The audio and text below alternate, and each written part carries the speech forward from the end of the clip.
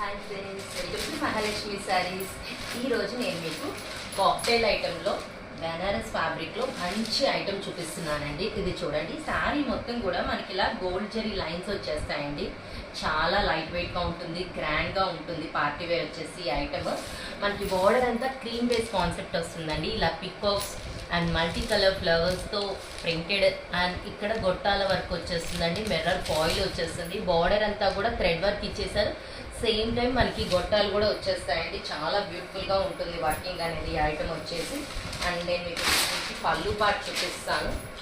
పళ్ళు పార్ట్ వచ్చేసి ఇలా ఫిగర్ బేస్ కాన్సెప్ట్ అండి. పికాక్స్తో క్రాస్ డిజైన్గా చాలా మంచి హైలైట్గా ఉంది కదా పళ్ళు పార్ట్.